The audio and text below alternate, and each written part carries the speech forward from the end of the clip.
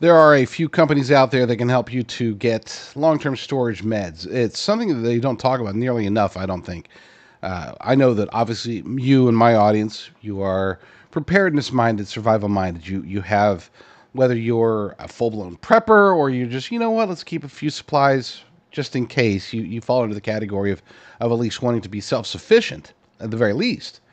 That's why my good friends over at Jace are amazing. You can always use promo code Rucker10 to get $10 off your order. Go to jdrucker.com/meds. That's jdrucker.com/meds, and let's pull them up actually. So their play is a strong one. They offer emergency medications, 28 medications such as ivermectin, antibiotics, anti-malaria meds, just in case you're ever going to Africa, I guess, EpiPens, and more. They also have prescription supplies, and you get all this stuff through telehealth. So it's not like you got to go to your doctor and get it checked out and stuff like this. They offer these things through the mail. You get it mailed to you. It's awesome. Just good stuff. So again, check it out. See if there's something there that you need. I do strongly recommend, just in case you never know when the pharmaceutical supply chain is going to go under or over or whatever. You never know when your pharmacies are just not going to be open, or getting to the pharmacies tough because there's roving bands of leftists, Antifa or whoever, because they get so mad that Trump is reelected that all of a sudden they're like, oh no, burn it all down, and then you just can't go get your meds. Get them. I mean, chronic stuff. You got diabetes, cancer. They have options for you. And I don't know. I mean, I'm not a doctor. I don't know what you need, but at the very least, check it out. There's a partial list of infections treated with their life-saving medications. They've got their daily, backup prescription supplies. If there's ever a time to get a backup prescription supply, now is the time. So jdrucker.com/meds, MEDS, jdrucker.com/meds, and use promo code Rucker10 at checkout.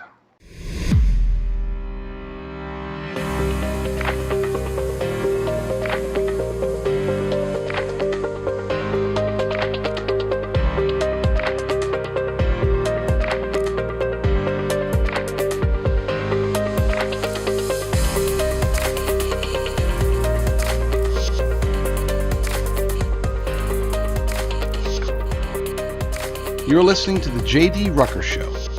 Let's begin. Good morning, afternoon, evening, whatever time zone you're in. Hello, salutations, all that good stuff. It is Monday. I hope y'all had a great weekend. Hope everything was great. My weekends, as always, are busy. That's when I do, unfortunately, my most work. It's weird, but that's the days when Liberty Daily, I'm a solo team, so my wife helps. My wife definitely helps out a lot.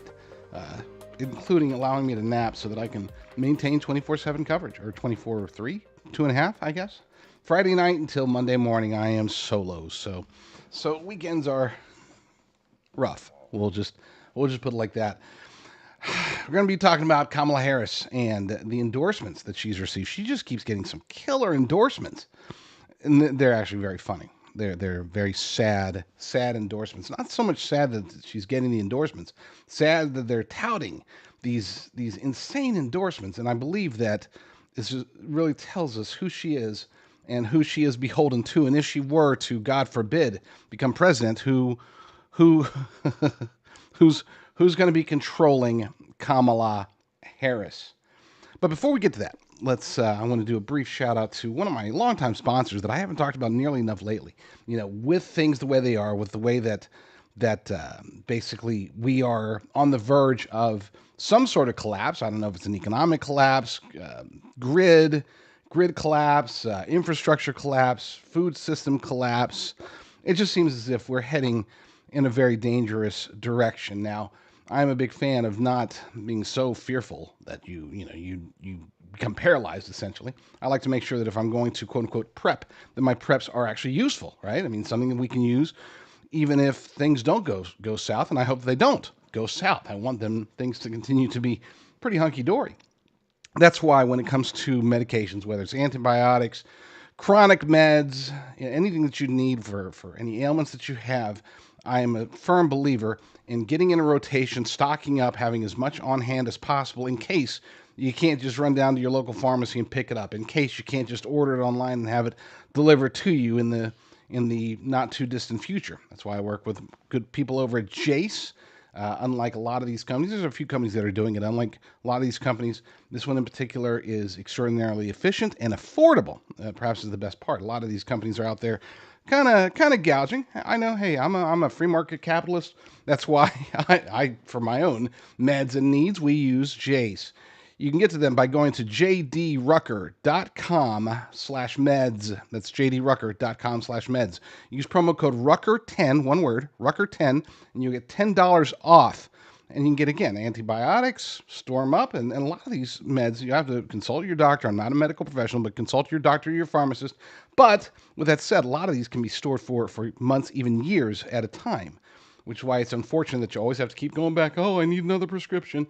You know, you can actually stock up on a lot of this stuff, and it's done through telehealth with Jace, so you're in good shape there. So promo code Rucker10, the number 10, 10, and go to jdrucker.com/meds. Speaking of meds, it does feel like the Democrats are off their meds. I mean, they've been getting some endorsements lately that are just mind-boggling. Again, not because they get the endorsements, but because they're actually touting these endorsements. I think that tells you a lot. Over at my Substack, I put up my column this morning over there at jdrucker.substack.com. Top 5 Kamala endorsements that reveal who she really is. It isn't just who endorses a candidate that's important, it's also how they react to those endorsements, especially when they're controversial. Kamala and the Democrats are embracing pretty much all of them. I mean, I haven't heard an endorsement that they have declined. I know that I remember especially during the 2016 election, Donald Trump was getting certain endorsements from certain far right-wing conservative groups that he disavowed. I mean, he disavowed the endorsements. He took them, but then he disavowed them, and then you don't hear Kamala saying anything bad about any of these various people. So I detail the 5 that make me laugh the most. So let's get started with these. Number 1, the intelligence community. I think that it's hilarious that the CIA, NSA, the various spooks across the United States of America, they are wholeheartedly embracing Kamala Harris. And again, it's not the fact that they did it, because of course they are. What are they going to endorse? Drain the swamp Donald Trump? Are they going to endorse somebody who they've worked actively and aggressively against for the last 8 years now? No, of course not. They're not going to endorse him. You're not going to see James Clapper endorsing him. Not by any means. But apparently they do love Kamala Harris, and she and her team are touting it. According to an article over at thehill.com, more than 700 high-ranking national security officials have endorsed Democrat candidate Vice President Harris in her run for the White House, with some leaders expressing concerns about Trump's scary authoritarian streak. We'll talk about that here in a second. According to their endorsement, that this is signed by retired U.S. Navy Rear Admiral Michael Smith, this is what he told The Hill. Vice President Harris has all the leadership qualities needed to be a strong commander-in-chief. She's prepared, she's strategic, she understands all sides of an issue. So let's just stop right there. Is she prepared? Absolutely not. I mean, Joe Biden was better prepared. Bill Clinton was better prepared. Barack Obama, with very little experience, was better prepared than Kamala Harris. She is not prepared at all. Is she strategic? She's the most malleable. She has no core, okay? She has no strategy. She just listens to what other people tell her to do, which might be what they mean when she says she's strategic. She's part of their strategy. They can control her. And then, of course, she understands all sides of an issue. I can make 100 jokes about that. I'm not going to make any jokes about it. It's sad because, again, we are talking about somebody who might end up being commander-in-chief if we do not stop them. Back to the quote. We saw as much during the debate. Give me a break.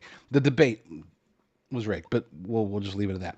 As we've seen for nearly a decade, however, President Trump has none of these qualities, and he has a scary authoritarian streak, according to Smith. He is also the president of National Security Leaders for America. There are 2 reasons this is being promoted by the Harris campaign instead of swept under the rug. First, it appeals to low-information voters who still think that the CIA is trying to stop another 9/11 while the FBI is here to fight crime.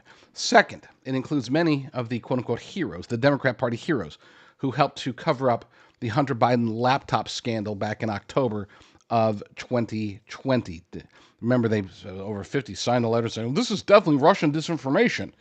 including, again, 9 of the people that signed this particular letter. Now, again, we're talking about over 700 of them. But let's address what, the elephant in the room here. When you have, can and should the people listen to the intelligence community when it comes to political issues? The answer is absolutely positively not. Their goal, we have to look at the incentive. Okay, they will, whatever their words are always irrelevant. They'll always be the same. They'll always be written from a PR perspective. But what is the incentive of the intelligence community to want Kamala Harris in there instead of Donald Trump? Kamala Harris will let them do whatever they want, and moreover, she will do whatever they want her to do. Donald Trump will not. When they say he's got an authoritarian streak, 4 years of him. We've already experienced 4 years of Donald Trump. Was he an authoritarian then? No, but he did, however. He did put some checks, not nearly enough. He should have done a lot more. Okay, if he wanted to drain the swamp, that's the first place to start. But he did put some checks on the intelligence community, and that's something they didn't like. They want to be able to do whatever the heck they want, and they want somebody to hear about that endorsement. Don't be like, oh, well, that's something that we should be open to. No, we should not. Number 2, big banking. This is funny. I'm going to read this because I wrote it. If there was ever an example of people sticking their heads in the sand, it's in the Democrats' acceptance of multiple big banks endorsing the Kamala Harris economic plan. These ignorant voters have no idea what's in the plan. Nobody does, except for the people that are, of course, the special people, the privileged people that have been allowed, because she hasn't put anything out. She doesn't have an economic plan other than platitudes and opportunity zones, which, whatever. It's funny because even that was stolen from Trump. Not enough people are talking about that, but Trump was putting in opportunity zones with Senator Tim Scott for the African American community long before Kamala was anything other than a senator. But I digress. These ignorant voters have no idea what's in the plan, but it has apparently been revealed behind closed doors to important people like Mark Cuban and executives in big banking. Let's stop and think about that for a moment. Democrat voters who once shunned the Republican Party because they felt they were too cozy with big banks in corporate America are now touting Harris's secret economic plan because it's being embraced by big banks and corporate America. Goldman Sachs has gone so far as to call for a Democrat sweep to give them control over the House, the Senate, and the White House.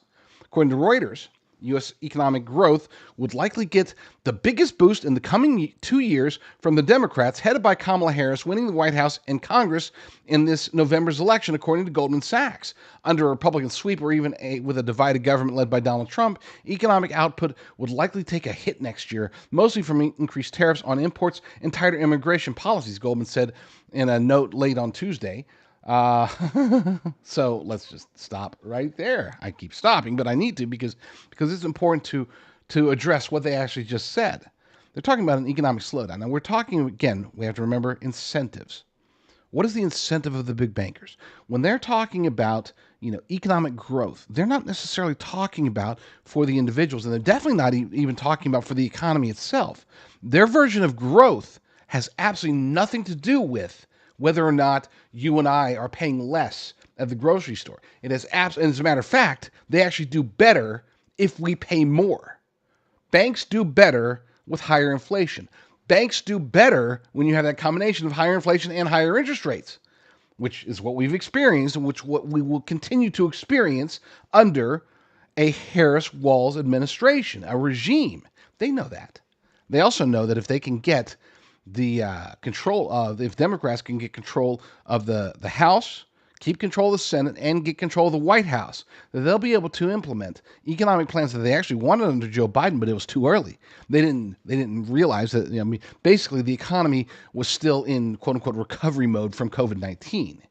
Okay, but that's been long gone. People say, well, but COVID should have stopped affecting the economy in early 2021 at the very latest. Okay. We should have been, it should have been that bounce back. We should have had, by 2022 and 2023, we should have had a stronger economy than we had even before COVID. And that's saying a lot because the economy was very strong under Donald Trump. Had Donald Trump been allowed to win re-election in 2020, had he been president 2021 through until today, the economy would be soaring. The real economy, not the banker's economy. There's two different things. The bankers would not be doing as well as they're doing today. They're doing fantastic. They love it. And they want to see more of it. That's why they're endorsing her. And you would think that Democrat voters would be like, oh, wow, yeah, Goldman Sachs, they're the enemy. Why are they cheering? Why would they want Kamala Harris is going to fight the big banks for the little people? No, she's not. She's not. Wake up if you're a Democrat. If you're a Republican, and especially if you are a true constitutional conservative Republican, you probably already knew this stuff. At least we would hope that you would. This is the funny one, and I got a little bit of pushback on this one, but it is funny. This is the one, number 3, Vladimir Putin. Now, some people will say, here's his statement. Let me just read his statement, okay? And again, this is a translation, and I'm not even going to try to do a Russian accent. As for my preference in the U.S. election, it is not up to us to decide. After all, the American people will have to make their own choice. As I've already said, we favored Mr. Biden, the current president, but they took him out of the race. That said, he advised his supporters to support Ms. Harris. So we will act accordingly and lend her our support. Now, let's be clear. A lot of people are saying, and fact checkers are saying this, journalists are saying this, I think Kamala's team is saying this, and even people in my comments were saying, I actually think he really was kidding, because later on he did mention that she has a peculiar laugh or something, and he did say that. But let's hear what he's saying here. This is not coming out of him being facetious or him, tongue in cheek. As I've said already, we favored Mr. Biden. Okay? They did. Of course they did. Biden gave them everything that they could have possibly wanted. Okay? He allowed them to invade Ukraine. He hit them and gave them the predicate through the sanctions and through the SWIFT system. They give them the predicate to make BRICS stronger than it ever was. By far stronger than it ever was. BRICS is on its way to destroying the dollar, the US dollar. De-dollarization is well in hand, thanks to Joe Biden. So he's not being tongue-in-cheek when he says we favored Mr. Biden. And he's not being tongue-in-cheek when he says that said he advised his supporters to support Mrs. Harris. Biden did. So we will act accordingly and lend her our support. That's not something where it's like, oh, if he's kidding, he's like, oh, no, I like Kamala. Okay. No, he wasn't saying it like that. And you have to understand Russian language and Russian humor. Okay, there is no, Russian humor is not nuanced in a way where it's like, oh, wink, wink. They make it very clear. When they're being facetious, they declare it. They don't let things hang out there like this. Okay, and if it was reported, hey, Vladimir, they think you're serious, then he would have come out and said, I was not serious. I was totally kidding. He hasn't come out and said that. He does support her. They will keep in mind that they will do everything. You might say, well, but they don't want. They would want Trump because Trump has said that he's going to back off on supporting Ukraine, and that's not quite true. He wants to get paid back on it. He's not said that he's going to pull out and stop sending Ukraine money. And if anything, he's like, if I'm not going to get into Trump's policies on Ukraine or Russia because that's a long story. But let's get back to Vladimir Putin. I don't think he was kidding. Maybe he was, maybe he wasn't, but it doesn't matter. It doesn't matter because they're not coming out there and saying, oh, we vehemently oppose and disavow. We don't know if he's kidding or not, but if he wasn't kidding, then we disavow him because Vladimir Putin is the enemy. Yeah. Here's the thing. When they start saying, oh, this is just a joke, he literally said, we will act accordingly and lend our support. He didn't say anything like that about Trump, except for the second half of Trump's 2016 campaign. And for the first half of his presidency, all they could say is Russia, Russia, Russia, Russia, Russia. Okay? He has now said more in favor of Harris, Vladimir Putin has now said more in favor of Harris than he ever said in favor of Trump.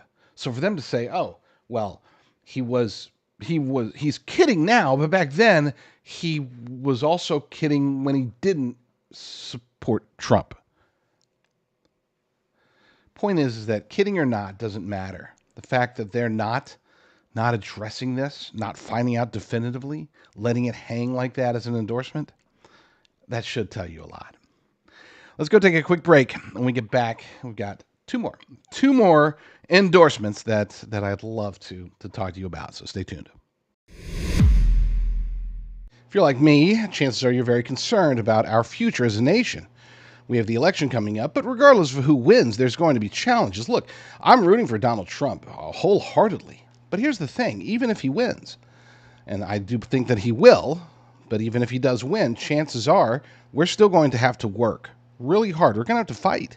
There will be challenges. They'll just be different. Perhaps it simplifies things if Kamala Harris wins, because then we just know that everything's going to be bad and we just have to head for the hills or something, or fight the socialist rise that will happen here in the United States of America with a Kamala Harris victory. But even if Trump wins, there are different challenges. They being the powers that be, as well as the lunatics and Antifa and the various domestic terrorist groups out there. They are going to do whatever they can to subvert, to destroy the United States of America. They would actually prefer to destroy it under Donald Trump than under Kamala Harris. They'll let her handle that. But if Trump's in there, then they're going to get to work, which means we have to get to work. I am the owner of an America First. The best way to put it is we're an America First freeze-dried beef company. But we're not just like any other beef company. We don't sell, beef crumbles or beef chunks. We actually sell high-quality stuff. We sell steak. Freeze-dried, long-term storage steak. You can go check us out at preparewithbeef.com, and you'll be able to see all sorts of good stuff. It's all American, no mRNA jabs. It says here shelf life of 10 plus years, but technically speaking, according to the USDA, it's actually 25 plus years with if you freeze dry it and freeze dry it cooked and then put it in Mylar bags with oxygen absorbers. So go check it out. Be sure to use promo code JDR. As the owner of the company, I can assure you that will give you the highest possible discount. Promo code JDR. If there's one man that can really get Democrats upset, obviously that's Donald Trump. But if there's another man second to Donald Trump that could get Democrats upset, it is Dick Cheney.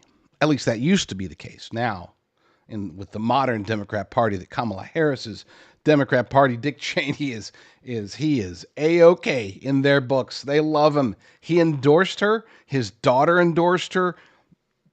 All sins forgiven, man. It's like, wow, you did good there, kid. Good job. We love you. We love you, Dick.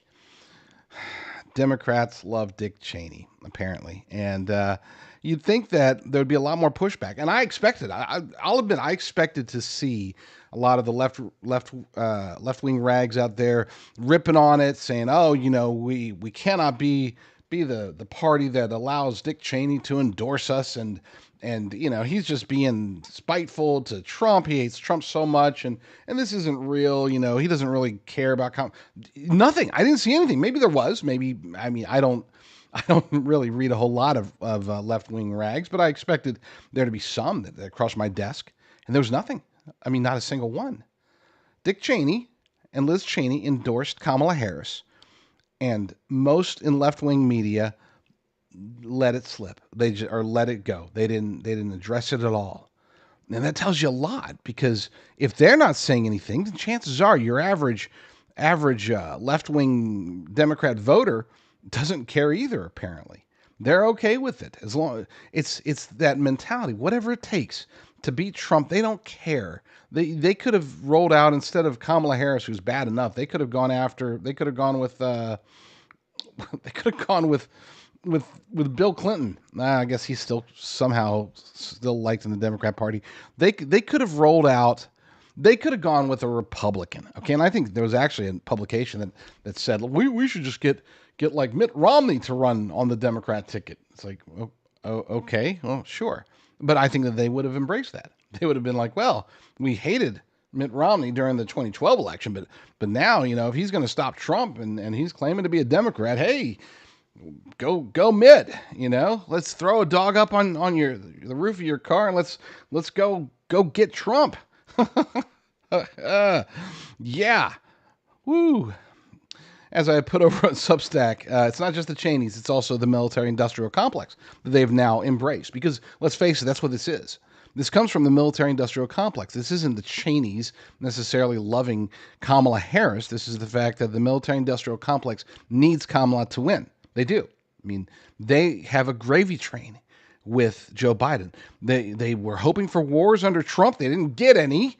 No new wars under Donald Trump. So it's like, well, crap. How are we gonna control the world now if we can't have any wars? We got to have conflicts everywhere. We got to be sending weapons and troops and everything. We can't have this peace thing.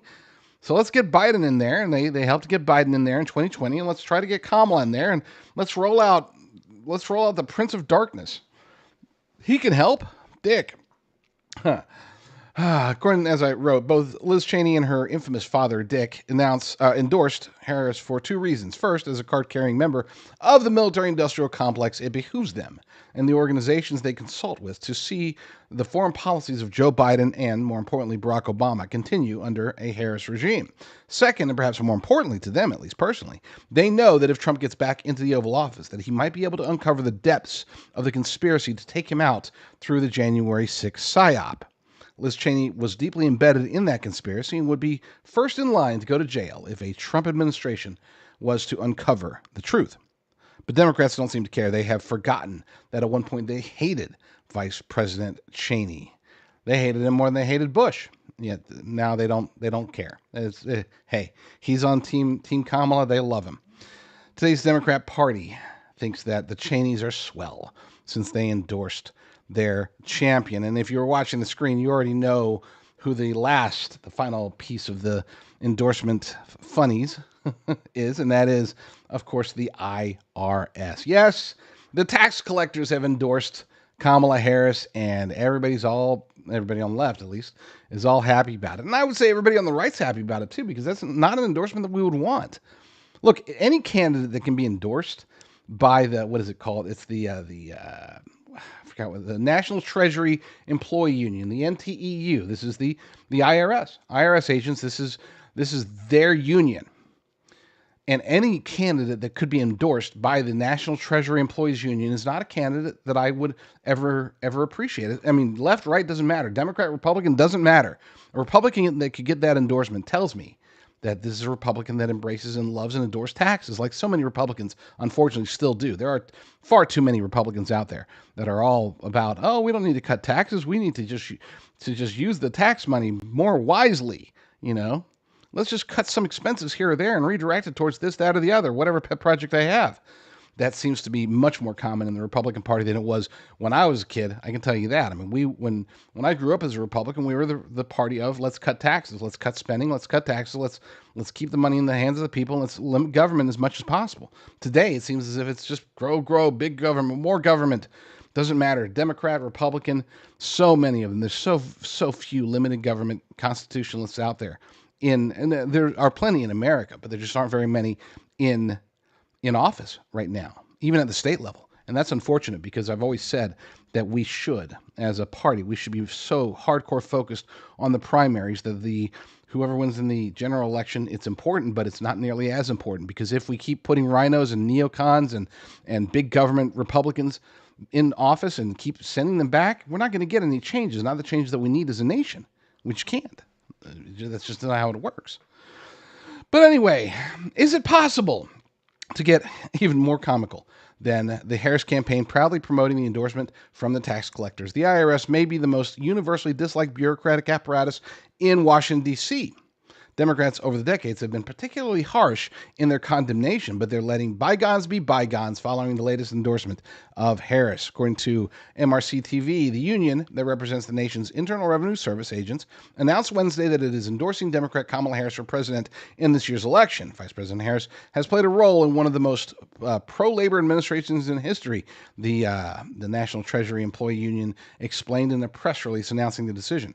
Imagine being a Democrat candidate and getting the endorsement of the union representing the IRS agents, but not getting the endorsement from the National Teamsters, which, again, for those who don't know, the National Teamsters chose not to endorse anybody, even though the members themselves voted overwhelmingly that they were supporting Donald Trump. This is the first time in a long time, I don't know, maybe ever, but the first time in a long time where their lack of an endorsement was due to their leadership not agreeing with their own members. Their members have clearly, I mean, I think it was like 60-40. They were very much in favor of Trump in a nationwide vote, but that didn't jibe with what the leadership wanted because, hey, they're a union. They can't endorse an anti-union Republican. What's that all about? What is that all about? It's an organized labor bloodbath, and that we're watching it happen in real time. But unfortunately, the vast majority of low information voters have no idea, and they really don't. I mean, that's at the end of the day, this is what we're facing. This is why I don't downplay or dismiss any of these seemingly unimportant or crazy things, like Taylor Swift. Look, you could say all you want about Taylor Swift, how it doesn't impact, or there's lots of reports last week about how, it actually had a negative impact. Look, it doesn't, okay? It doesn't have a negative impact. Anybody who claims that they were going to vote for Kamala Harris, but now that Taylor Swift endorsed her, now they're not going to, they're lying. It's not true. This is a made-up stat. They're just trying to downplay it. They're trying to keep us off guard. They're trying to pretend like, get us into a state of complacency where we think, hey, we might actually win this thing. We're going to win. Trump's so popular. They don't want us to think that we have to continue to fight, because the truth is that Trump is winning. That's the reality of the situation. He is winning. Right now, today, he is winning. He will win this election if we were just to count the actual legal votes. But unfortunately, that's not how it works. We count ballots here. Okay? And counting ballots, this is where we're going to get into the shenanigans that we had in 2020, but I think it's going to be much worse this time. At least they're going to try. Now, this is in God's hands. I'm not worried. Whatever's supposed to happen is going to happen. Nothing they can do to stop it. That is the beauty of being a Bible-believing Christian. We don't have to have fear even when things are looking good, bad, indifferent, doesn't matter. If you are watching on Worldview Tube, then I will bid you adieu, and I will see you tomorrow. If you're watching on my channel or any of the other channels, just stay tuned, because we got more coming up here shortly. So, but to you at Worldview Tube, Lord willing, I will be back very soon with another episode. But in the meantime, you all stay strong, stay safe, and God bless. There's a dirty little secret in the precious metals industry. When it comes to self-directed IRAs backed by physical precious metals, these are not made the same. And as a matter of fact, a lot of them are just so awful that they're getting, people are going after them, including not just consumers, but even governments are going after these companies because they're taking advantage of people. The easiest way to tell if they're trying to take advantage of you, in my humble opinion, and I'm not a financial advisor, so don't take this as financial advice, but one thing that I've learned in my short time in the industry is that if they're out there offering something that sounds too good to be true, chances are it's because it is. An example of this would be the offer of, for qualified accounts, you'll get $10,000, up to $10,000 in free silver. Just pay the $299 processing fee and we'll give you the free silver. I mean, we're just idiots. Just take advantage of our stupidity, and it's free. It's all yours. It's not free, folks. It's baked into exuberant margins, and I'm talking exuberant. I'm talking to we're not talking like, it's a 10% margin or a 15% margin or 30% margin. No, we're talking like sometimes 120% margins. Not kidding. And unfortunately, as a result of this, a lot of people end up losing quite a bit of their life's savings when they work with the wrong company. I, on the other hand, work with the right company. I have very close partners with the good folks over at Genesis Gold Group, as you can see on the screen, endorsed by Mike Lindell and endorsed by Joe Altman, my good friend, and Dean Kane, and all these amazing people over there. They know that this faith-driven company will take care of you, which is why they are willing to put their name behind it. That's why I'm willing to put my name behind them. Go to rumblegold.com and find out what they can do for you today. All right, let's just go ahead and call it again. We already called it last week, but let's call it one more time. Ryan Ruth is a deep state operative. I had zero doubt, next to zero doubt before. Now I'm even more certain, because today the DOJ released this letter that was penned by him. There's some peculiarities that we have to discuss. We've got to talk about this because it's ludicrous otherwise.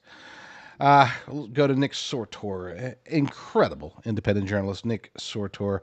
Breaking: the DOJ has released a letter from failed Trump assassin Ryan Ruth, putting a $150,000 bounty on Trump. And that's the headline. That's what everybody's talking about, is the bounty, the bounty. But here's the thing: there's weirdness in this altogether. This was an assassination attempt on Donald Trump, but I failed you. I tried my best and gave it all the gumption I could muster. It is up to you now to finish the job, and I will offer $150,000 to whomever can complete the job. Now, Nick rightly hones in, and I totally understand. I think there's a bigger question here, but we'll get to that in a second. I will offer $150,000. Why would the DOJ publicly release this letter? According to Nick asks, all this is going to do is encourage some psycho to take Ruth up on his offer. And hey, I don't disagree with that assessment. But let's read the letter, handwritten letter itself. Dear world, this was an assassination attempt on Donald Trump, but I am so sorry I failed you. I tried my best and gave it all the gumption I could muster. It's up to you now to finish the job, and I will offer $150,000 to whomever can complete the job. Everyone across the globe, from the youngest to the oldest, know that Trump is unfit to be, much less a U.S. president.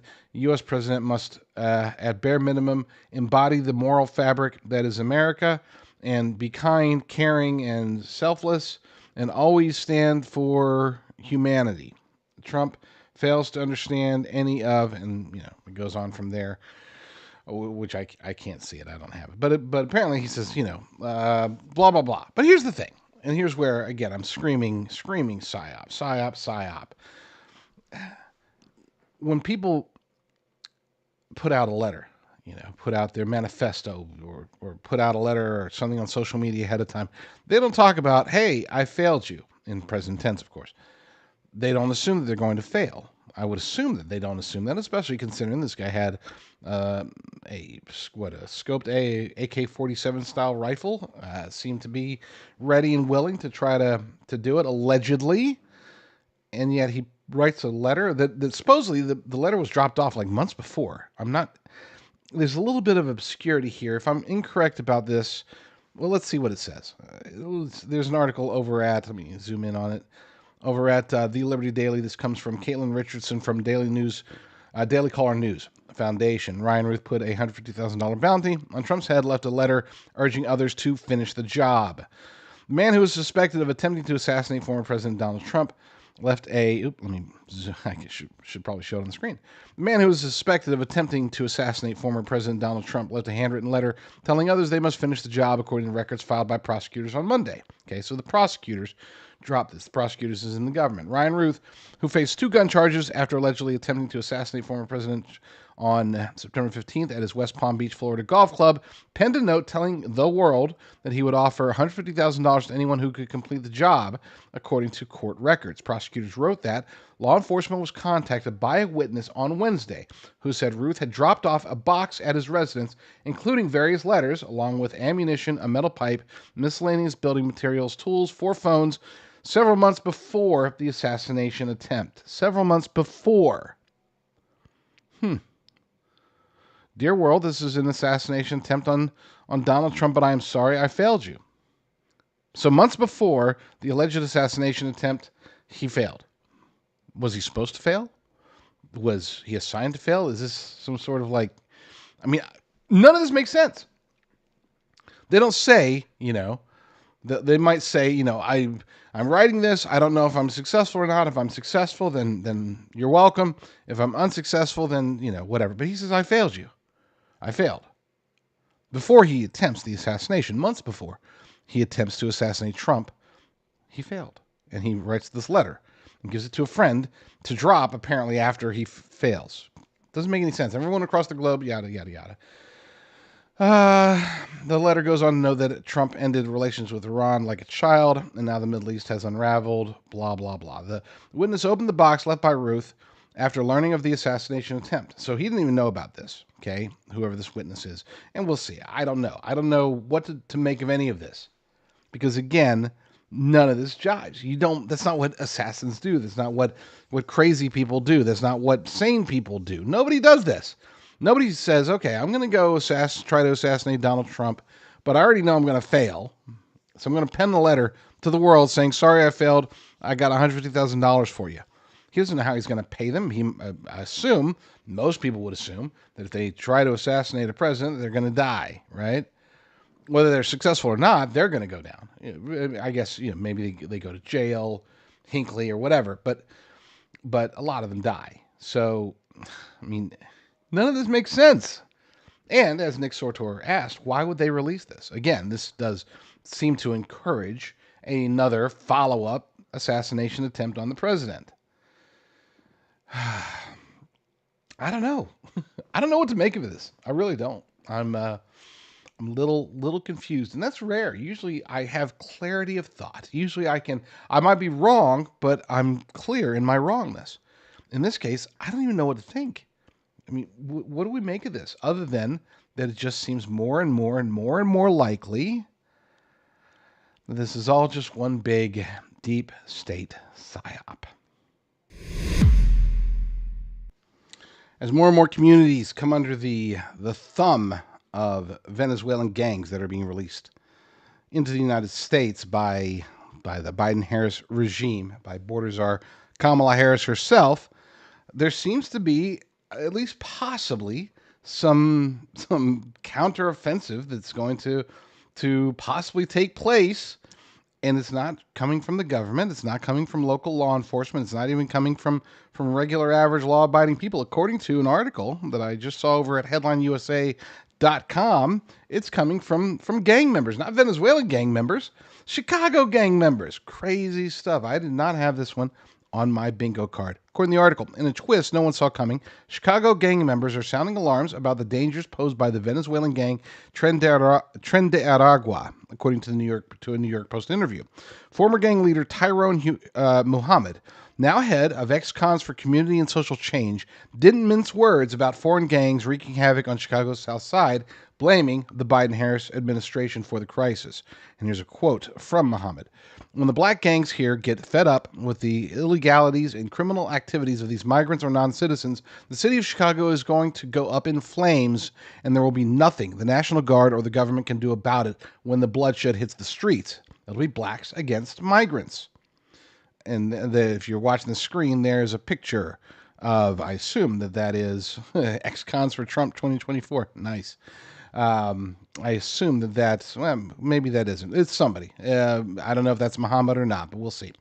Or maybe we won't. The interview, recorded last week and released on Sunday, took place on South King Drive, one of the most dangerous blocks in the city.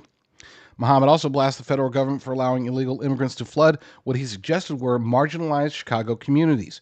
There's another quote from Muhammad. It is impossible to release gang members and criminals into our country through the borders and broken walls and infiltrate them in our community that's already impoverished and broken. According to the Post, over 42,000 foreign nationals have poured into Chicago since 2022, just a year after Biden took office, and of course Kamala Harris as well. Many of these individuals are active members of the violent Tren de Aragua gang, linked to several high-profile crimes in Chicago's South Side, which has been historically controlled by gangs such as the Gangster Disciples, Black Peace Stones, to the Vice Lords, Latin Kings, and Satan Disciples. Sounds like a bunch of great guys. Chicago activist Terry Newsom, with the assistance of Muhammad, launched his own probe into criminal acts allegedly committed by the Venezuelan gang. Standard Club, one of the shelters for foreign nationals, has seen up to 720 police incidents reports in the past 12 months, Newsom told the Post. I don't want to play an NBC video. Let's just skip it. Let's just talk about this. So yeah, I mean, look, I'm not in favor of gang violence. I'm not in favor of any kind of violence at all. But if you're going to release violent Venezuelan gang members into the nation, let them organize, let them take over cities like Aurora, Colorado, let them infiltrate sections of major cities across the United States, you can expect pushback, if not from local law enforcement, if not from the people. You can definitely expect pushback from the criminals that are already there. Criminals generally don't like to have other criminals in their territory. That's why there's territorial disputes between gang members or between various gangs. Once you introduce a brand new gang into the mix, especially a gang that feels like they're above the law, and why wouldn't they think that? Because technically, essentially, they are above the law in many of these left-leaning areas, including Chicago. If you're going to introduce them and you're not going to do anything to stop them, well, guess what?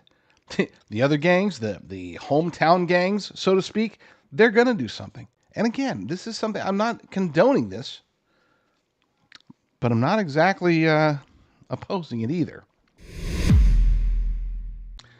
So I'll admit up front, I have no idea what Paramore is. Apparently it's a band. Okay. And yes, I don't listen to modern bands. I don't even really listen to many other bands, period, but whatever.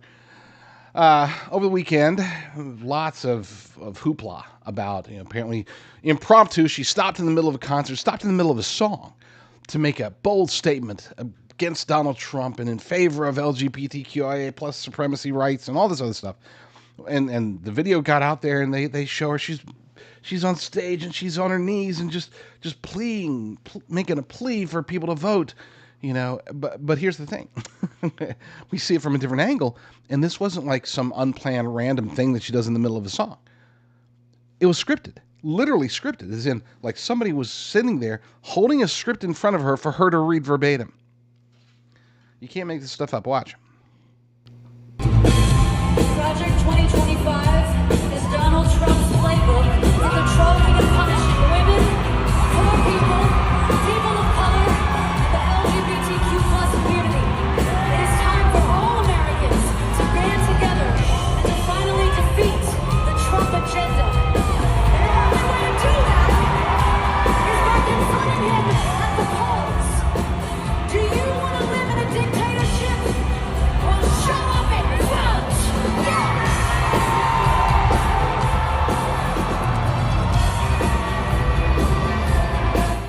I know most people will want to just dismiss it, say, haha, we busted them, but nobody's going to know. And nobody's in Democrats or kids or whatever, leftists, even some independents there.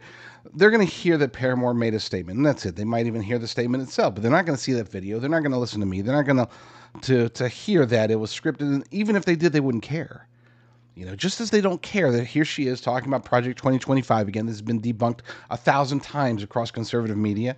Even corporate media will acknowledge occasionally and very briefly that Project 2025 has nothing to do with Trump. But if you were to ask your average Democrat voter, or even your average independent voter, ask them two questions. Number one, have you heard of Project 2025? I would say many, if not most, would say yes. And if you ask them, what is Project 2025? Vast majority of them, despite it being a lie, will say, oh, that's President Trump's plan, or that's Trump's plan to do this, or that's Trump's roadmap for this. And, very few, because they being the Democrats, corporate media, the proxies, they've all been able to push this lie, this big lie. They've been able to take it, press it out there, and make it stick. So don't say that, we can laugh at Taylor Swift endorsing or Paramore having a rant. But folks, this stuff is effective. It might not be effective for you. It's definitely not effective against me. But to your average young voter who listens to Paramore or whatever, maybe this is what it takes to get them to get out there. And they're doing these things that are having incremental effects on the election. We can't dismiss them. We can't. I mean, you might say, what do we do about it? I don't know. We can get the word out, I guess. I don't even know if that's enough to help. I just know that we can't just sit there and throw a clown emoji up there and say, ha ha, busted. We got to fight harder than this. I'm starting to get a little concerned about our chances, because the direction that things are going in this information war that we're fighting right now, folks, we're losing. Do you have any aches and pains? Chronic inflammation might be the culprit. Meet Sweetamine, the natural way to fight inflammation. Sweetamine is packed with the amino acid glycine, the same nutrient found in bone broth that helps to regulate inflammation. Many of the diseases we face today are rooted in glycine deficiency. Just one daily serving of Sweetamine provides 8 grams of glycine, enough to stop excess inflammation right where it starts. Most people feel pain reduction after just a few days. Perfect for post-workout recovery, Sweetamine is all natural, contains no sugars or carbs, and has only 24 calories. It's ideal for diabetics, too. Use it like sugar in your favorite drinks, smoothies, or sprinkled on cereal. Try our 12-day challenge trial pack for only $19.95 with free shipping, completely risk-free. And for a limited time, enter promo code RUCKER at checkout for a $5 discount. Order Sweetamine now at sweetamine.com or call 855-GET-SWEET. That's 855-438-7933. Live pain-free with Sweetamine and take the challenge today. I would say it's definitely best practice in today's world to have a med kit available with you wherever you go, whether it's in your car, at home. You know, have a med kit available is good. Except they can get expensive. I know that some of the ones that I've been looking at are very pricey, in the hundreds, sometimes close to $1,000 for a med kit. It's like, hey, I might as well get my doctor's degree. But hey, you know, some of you might want that. For people like me, I want something a little bit more affordable. So I've gotten myself and my family the Sidekick. I've gotten actually multiple because I put them in my car. I keep them at home. They are good. And you can get yours by going to jdrucker.com/sidekick. That's jdrucker.com/sidekick. All right, we're going to end today's show, at least if you're watching on Frank's Speech, we're going to end today's show with somebody else, Larry22 from TikTok. This is the video that everybody, I think, needs to watch, especially if you should show it to anybody who thinks that Donald Trump is a racist. This guy, Larry, used to think that, and he has since changed his mind. This is a great video. I mean, just super, super good video. So check it out. If you are watching somewhere other than Frank's Speech, then stay tuned. We've got a little bit more of the JD Rucker Show coming your way after a quick break. But if you are at Frank's Speech, thank you so much for watching me. Lord willing, I will be back very soon with another episode. But in the meantime, y'all stay strong, stay safe, God bless. I made a video the other day asking people when was the moment that they came to the conclusion Donald Trump is racist. A lot of people said Essential Part 5. We'll talk about that in another video. For me personally, it was the very fine people on both sides thing. But you also had people that were very fine people on both sides. I remember seeing that clip and feeling like, wow, maybe he is racist. And I just happened to come across this video on YouTube. It basically said that the clip was edited and that I should go back and watch the entire clip. So I watched the entire thing. It got to that point where he says very fine people on both sides. And I'm like, see, that's exactly, I knew he said that. There's no point in me even continuing to watch this. And then it goes on and it gets to the part where he's like. And I'm not talking about the neo-Nazis and the white nationalists, because they should be condemned totally. So he said he wasn't talking about the neo-Nazis and white supremacists. Why would they show me part of the story and make me feel like this? Even in the presidential debate against Joe Biden, he brought up the very fine people thing. He said, I think they're fine people on both sides. What American president would ever say, Nazis coming out of fields, carrying torches, singing the same anti-Semitic bile, carrying swastikas, were fine people? Kamala Harris just brought it up on the recent debate. Let's remember Charlottesville, where there was a mob of people carrying tiki torches, spewing anti-Semitic hate. And what did the president then at the time say? There were fine people on each side. People are still saying it even though it's been debunked. Snopes just added this shit in 2024 that was a lie. He supposedly said in 2017. He dropped out of a presidential race because white supremacists joined his same party. I'm not going to be running. The party is, as you know, self-destructing. When you say the party is self-destructing, what do you see as the biggest problem with the Reform Party right now? Well, you've got David Duke just joined. A bigot, a racist, a problem. I mean, this is not exactly the people you want in your party. Then you find that clip of him with Jesse Jackson. Beyond that, in terms of reaching out and being inclusive, he's done that too. And created for many people a comfort zone when I ran for the presidency in 84 and 88.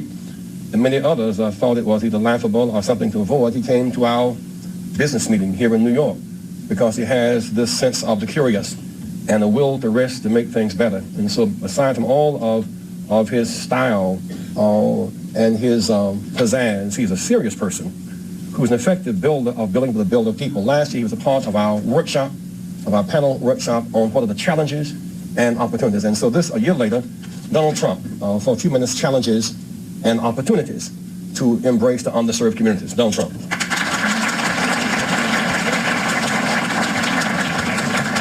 Well, it is an honor to be here. You see the clip with him on The View and him and Whoopi Goldberg. She's saying that they're friends. I don't think I'm going to get Whoopi's vote. If you did, let me just ask, if you did beat... And she likes me. She even put me in the movies. She put me in the movies, right? A long time ago. So how much did I judge? Nothing, like they say in the it was a preview.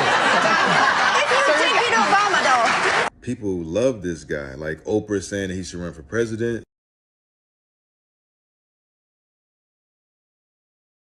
Do you have a vice presidential candidate in mind? Well, I really haven't gotten quite there yet. It's just Oprah. I love Oprah. Oprah would always be my first choice. Oprah, your competitor, right? Your competitor. Oprah's competitor. You know what? I'll tell you, she's really a great woman, though. She is a terrific woman. She's somebody that's very special.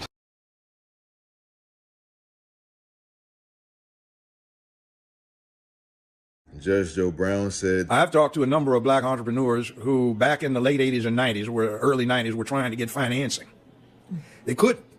Somebody told them to go check with Donald Trump. So they come back and tell me they got a loan from Donald Trump. He gave them a term loan. Show up with the interest and the principal, one check. But they had to go see him personally.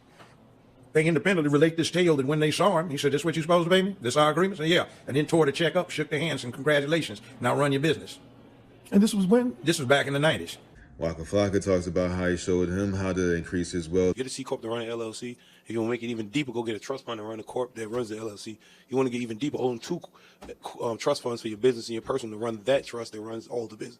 It can get deep, my guy. Absolutely. And Donald Trump actually showed me that method. People will say that they want truth, but when you try to present them with information that goes against their beliefs of Donald Trump, they act like this. He's condemned white supremacy over 20 times. Oh, yes, when? Could you tell me when? Yeah, absolutely. Would you like to see a video of montage of 20 times that he's done it? Oh, actually, no. I'm more interested in walking up in... But how are we going to learn if we don't challenge our ideas? I mean, you just made a statement that is actually inaccurate, and I can show you video evidence of why it is. I mean, would you like to see that? No, thank you. He's condemned white supremacy and the KKK over 20 times. Over 20 times? Yeah. Do you have him right here? Can I listen to it? Absolutely, you can. Let me pull it up for you right now. All right.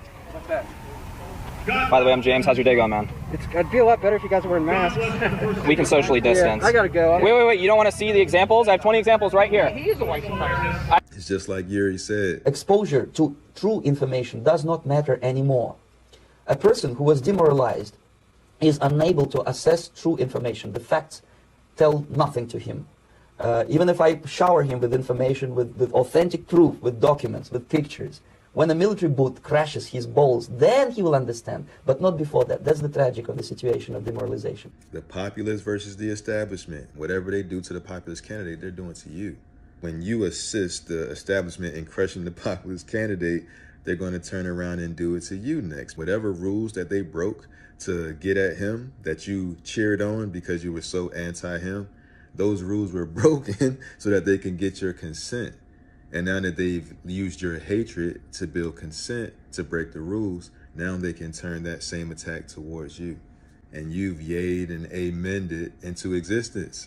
If you previously believed that Trump was racist and then something changed your mind, I'd like to know, what was that moment? Thank you for watching again. Like I said, I appreciate your time and attention because you can't get it back. Leave whatever opinions that you want in the comments, and I'll see y'all in the next one. Peace.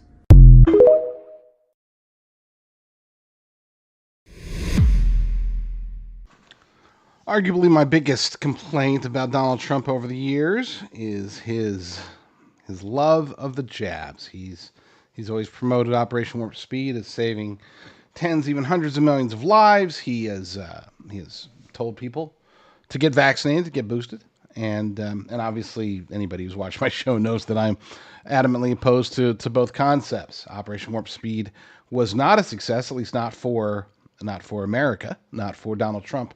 In my humble opinion, I think it was a huge detriment to the nation and to the world. And I think that he was conned into it. I've spoken to Dr. Peter Navarro, who's told me how things were going in the various rooms of when they were discussing vaccines, Operation Warp Speed, and all that stuff. And he said that Fauci, Birx, Pence, and a lot of the guys were promoting it, pushing it, and in his opinion, conning President Trump into advancing Operation Warp Speed the way that he did. Well, lately, he hasn't talked about it. I think we all knew why, but we got him directly as to why he just doesn't bring it up. Even during the primaries, when he was still still running to technically running to get the nomination. That was his the whole time, but whatever. When he was during the primaries, he would bring it up even at rallies, and sometimes he would get booed. And I guess we always thought that he just got tired of getting booed for bringing up the jab, so he stopped bringing them up, and rightly so. It makes sense. Well, now we got confirmation, and as he puts it, as you'll hear, Democrats love it, Republicans hate him. On COVID, you frequently say at your rallies and so on that you don't feel like you get enough credit on COVID. But by nearly every assessment, the CDC failed miserably at job one. And yes, the COVID vaccines were developed in record time, but as we now know, they don't prevent infection, illness, or transmission, and they have very potentially serious side effects. Do you think that maybe they were approved too fast? And in hindsight, based on what we know now, what would you have done differently? Well, I think they're doing studies on the vaccines, and we're going to find out, and it'll come out one way or the other. But I really had a mandate to get vaccines done, and I got them done very quickly in record time. The Democrats love it. The Democrats love it, and the Republicans don't. It's very interesting. The vaccines, they love it. I have a friend of mine who said to me, why don't you talk about the vaccine, what you did with the vaccine? He's a Democrat, but I'm sure he voted for me. He said, what you did was the most incredible thing that any president has ever done. You've saved hundreds of millions of lives all over the world. And this was just recently, very smart guy. He said, I don't understand why you don't talk about it. And I don't talk about it. But if you go to Pfizer, if you go to some of these companies, they have charts and they have all sorts of statistics. And I say, why don't you release those statistics? Let people know. But I don't talk about it. I can say this, the Democrats would love to claim it. The Republicans don't want to claim it. But it'll be determined, I'd say, over the next 12 months. I say this in terms of overall, I think I did an amazing job with COVID. I never got the credit for it. Remember that more people died under Biden-Harris than died under Trump. And they had a much easier time because when it came in here, nobody knew what it was. It came from the Wuhan labs, which I always said, but nobody really knew what it was, where it came from, nothing. They knew nothing. That's good stuff. So breaking news. Breaking news. Politicians are liars. Generally speaking, pretty much every politician, not 100%. There are certain politicians that refuse to lie, and those politicians rarely stay in politics for very long. But the ones that do, there is the occasional non-lying politician. But for the most part, even the good ones, most of the good ones do lie as well. That's just I don't know. I don't call it part of life, but it really is. I mean, there's no other way to put it. But here's the thing. Democrats have, in recent years, taken it up several notches. We got a bunch of lies from Barack Obama, of course. Joe Biden was just a supreme liar, but he's nothing. He's nothing compared to Kamala Harris. But let's take it a step further. I think she's actually an amateur liar compared to Tim Walz. This guy has built his entire career around a series of lies. The guy lies about lying. It's like, I don't know, he's compulsive in it. He has to lie about pretty much everything. It's really kind of awkward. And man, as dangerous as Kamala Harris would be as president of the United States, if they are installed this November, and then I would hope that nothing happens to her, because I think Tim would actually be even worse. I know that sounds crazy, but this dude, I don't know. He gives me a weird vibe. At least with Kamala, we'll know she's just a puppet of the deep state, the uniparty swamp, the globalist elite cabal. But with Tim Walz, that dude might do something crazy. But back to the important part. Let's assume that they're not going to win and try to do everything we can to prevent that from happening. But he is a liar. Now, here's something that happened over the weekend that really took me by surprise. He actually said something. He said something that wasn't a lie. Watch. We can't afford 4 more years of this. I'm Donald Trump, and I approve this message. All right. Okay. So that was funny. That was my best effort at humor. I know I'm not a very funny guy, but I do try from time to time. Speaking of liars, though, John Fetterman John Fetterman too is a liar. He's a little bit better of a liar, I would say, because at least it's crazy that we have to look to John Fetterman as a representative of not so super ultra bad. I mean, within the Democrat Party, he's one of the semi sort of not awful ones. He's better than I would have expected. I really expected him.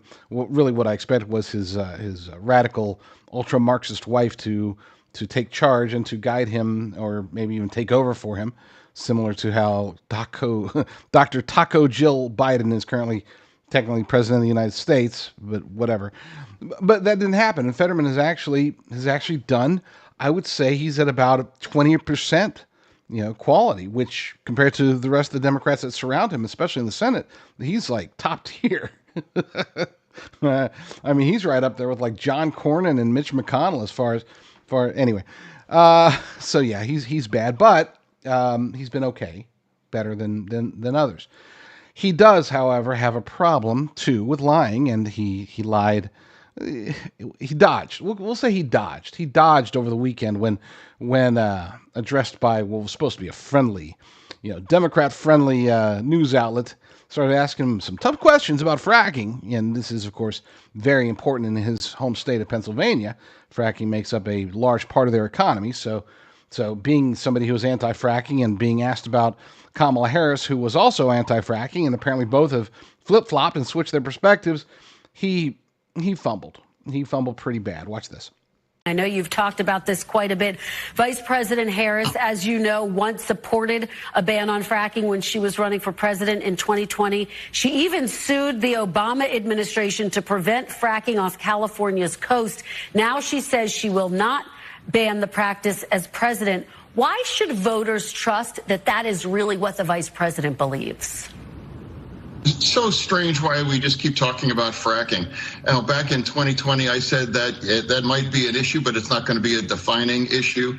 And now in 2024, we're still trying to talk about fracking. And now the other side, they're talking about eating cats and geese and dogs and saying absurd things and talking about how if Trump doesn't win, he said that, you have to blame the Jews on that, and just absurd things, like having a serious policy conversation when the other side is just absolutely on fire. And here's where we are, and here we are also that it's going to be very close in Pennsylvania, and it's not going to be defined by fracking. Well, we are talking about it because, of course, it supported 120,000 jobs back in 2022. Let me read you some of what you have said about fracking. In 2016, you called it a stain on Pennsylvania. In 2018, you said you don't support fracking at all. But then in 2022, you said you absolutely support fracking. Senator, what exactly do you like about fracking now?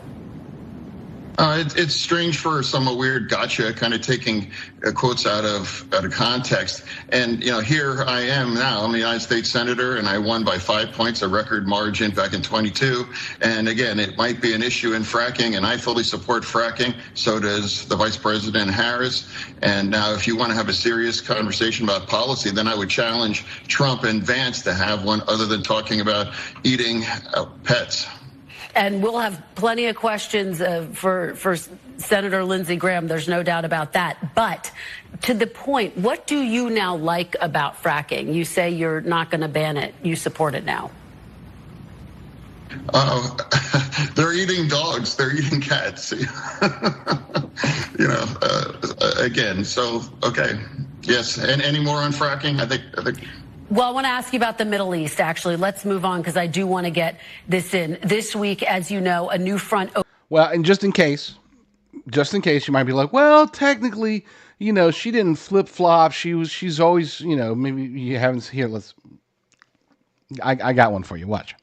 That's why I am committed to passing a Green New Deal, creating clean jobs, and finally putting an end to fracking once and for all. Mama Kamala just don't give a frack. All right, time for a feel-good moment. There was a rally. There's always rallies, but there was a Trump rally over the weekend in North Carolina where his grandkids attended, and I actually saw. I was watching Laura Trump's Twitter feed, and she actually showed them getting on the plane. It was absolutely adorable. But here's Donald Trump actually pulled his grandkids up on stage, or I don't know if they were pushed on stage or he pulled them or they came of their own accord. I don't know, but it was enjoyable to watch. At least this one clip right here. Would anybody like to meet Luke, her brother? Luke, come on up.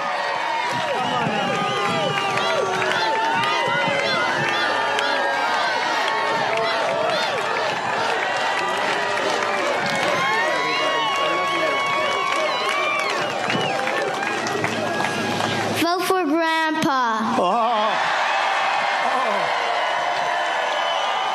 Thank you, sweetheart. Thank you, honey. Great job.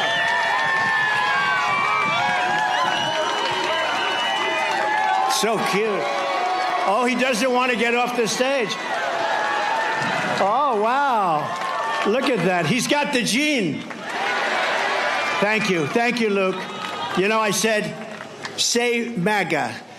I whispered into his ear, so cute. I said, say MAGA. He said, vote for Grandpa. He didn't care what I said. And that was actually much better, right? That was much better. Thanks, Luke. For the last 4 years, coincidentally lining up with the Biden-Harris regime, for the last 4 years, it has made sense to a whole bunch of Americans to move their wealth or their retirement over to physical precious metals. This is a good thing. Okay, and I'm not a financial advisor. I'm not giving you financial advice. I'm just telling you that it's happening. A lot of Americans are doing it, and they know why they're doing it. You know, between de-dollarization, inflation, the potential for recession, everything that's going on, the turmoil that's going to come with the presidential election, regardless of who wins, by the way, there's going to be economic turmoil before, during, and after the election. We know this. This is coming. So a lot of people are trying to find the higher ground of physical precious metals. The challenge there is that not all gold companies are made the same. Look, I know that you might seem like they are. It seems like, oh, everybody's got their conservative commentators that promote them. The difference between me and these other conservative commentators and show hosts and whatever is that I actually did my research. And unfortunately, I've come to the conclusion that the other ones could not have, because if they did, many of them, not 100%, but a lot of them, if they did their research, if they knew exactly what they were promoting, there was no way they would touch these companies with a 10-foot pole. A lot of these companies are promoting their gold and silver, but they're doing so at huge markups. I mean, we're talking sometimes over 100% markup on the gold and silver they're putting into gold IRAs. I work with a faith-driven company, Genesis Gold Group, and they do not charge enormous premiums on top of the gold in order to get you your $10,000 in free silver or whatever gimmick is being pushed. They just deal with you directly, honestly, from a faith-driven perspective. This is the only company I've ever seen in the industry that actually will sit there and pray with you. So check them out. See if they can help you. Go to rumblegold.com, and see what Genesis Gold Group can do for you today. All right. So we've been making some minor, I guess not really minor. We've been making some changes. Anybody who's watched my show for a while knows that I've never been really heavy on playing other people's videos or clips from this, that, or the other. I know it's very common. I was talking to my producer who said that I think he was when he was doing Bannon's show. It was either Bannon's or somebody else. He was doing Bannon's show, and he said Bannon would have like dozens of videos sometimes to play throughout the show. And the only reason I've never been a fan of that, by the way. I'm a commentary guy. I can talk for hours and hours on end.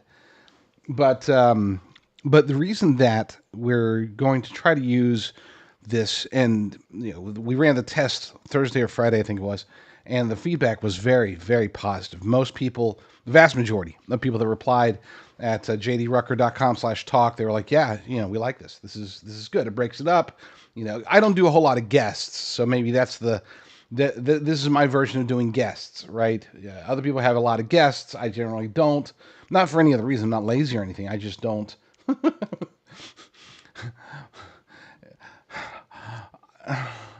It takes like certain guests I love. I adore having certain guests on, but I don't like.